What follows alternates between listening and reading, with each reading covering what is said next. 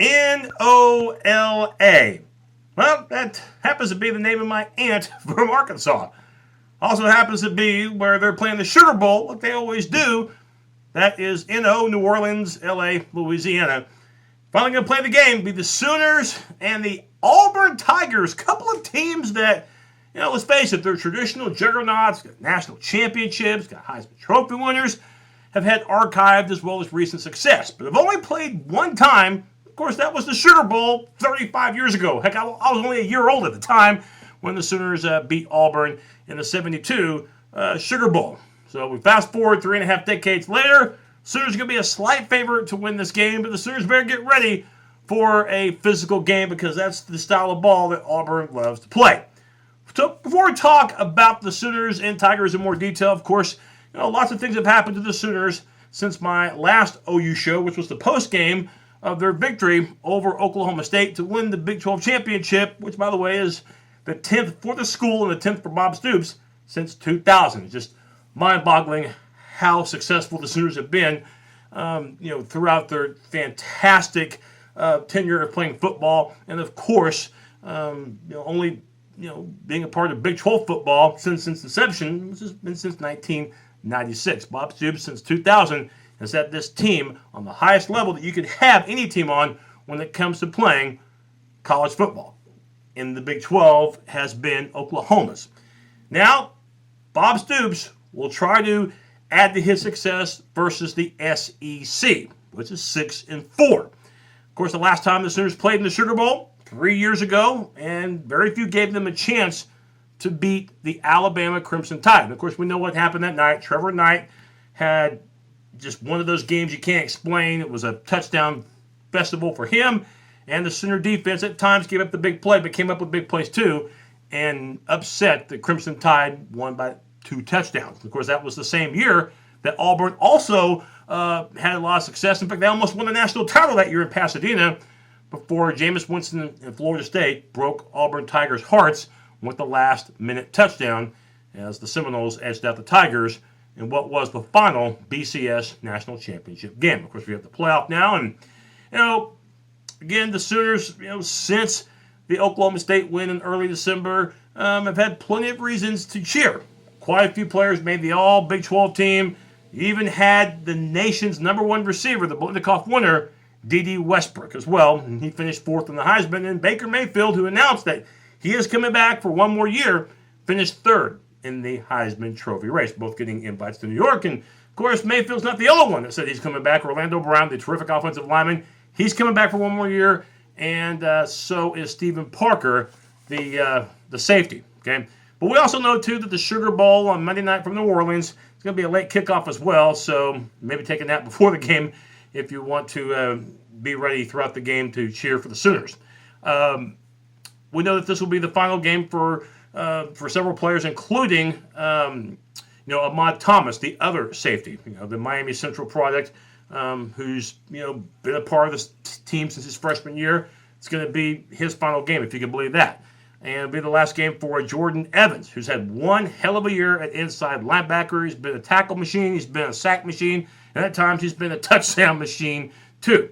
So it'll be his last go-around against an Auburn team that will love to run. It's kind of like a Maalox offense because, believe me, they have the runs. They are extremely difficult to stop because of their ground attack, their good offensive line. And we'll go ahead and start there, okay? If you're the Oklahoma defense, you know that you're going to be facing an Auburn offense that loves the ground attack, about 270, 280 per game is what they average, and you might be thinking, well, they didn't do anything against Alabama. Well, for number one, Alabama's Alabama, okay? Nobody's beating them, and not just that, but Auburn's found out that this Alabama defensive line that they faced in late November, which was Auburn's regular season finale, is so good that, they usually don't even need linebacker support to stop a runner to get in the backfield, okay? And Auburn that game, I think, got held to 60 or 70 yards of rushing. Oklahoma's not going to be able to do that. They just don't have the personnel. They just don't have the talent that Alabama does. But then again, who does, okay? So, you might think, well, Auburn didn't do much against Alabama. Well, who has this year in college football? Nobody. That's why Auburn found out the hard way, and that's why Alabama is playing for yet another national championship for Nick Saban. When does it stop?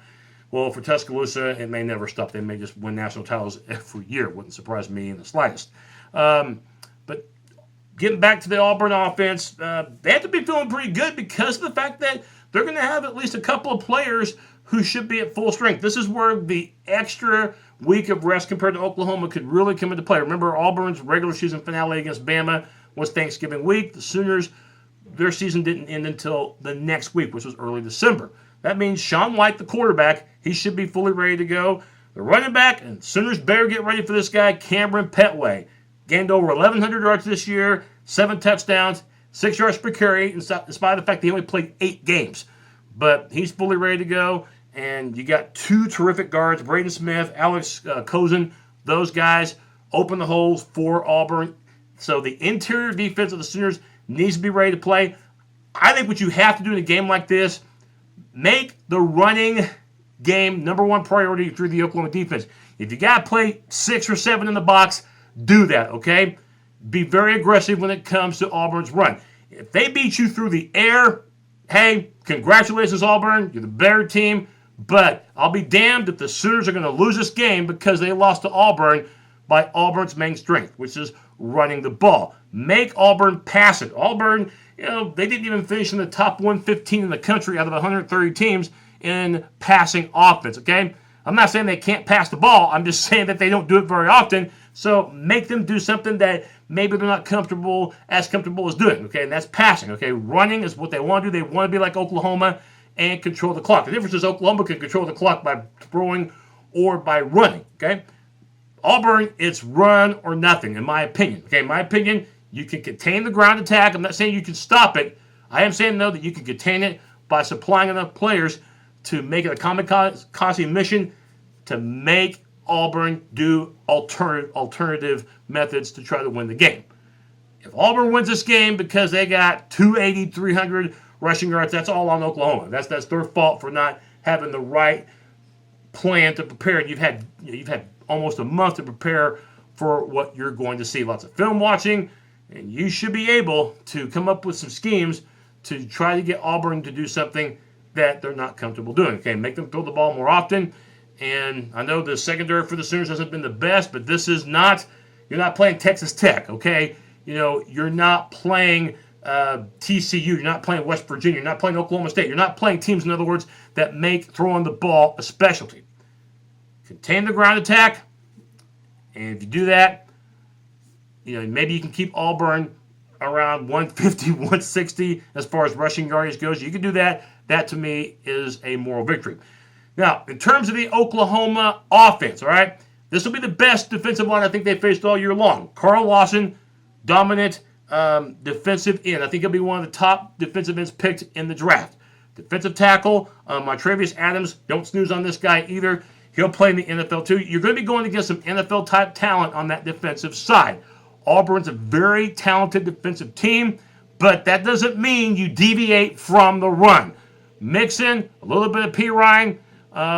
Make sure those guys are ready for the challenge. This is going to be so vital for the Sooners to make sure that ground attack gets going. And you can do that, then Baker Mayfield can pick Auburn apart. But don't forget about Jonathan Ford, the talented free safety. He can make big plays too.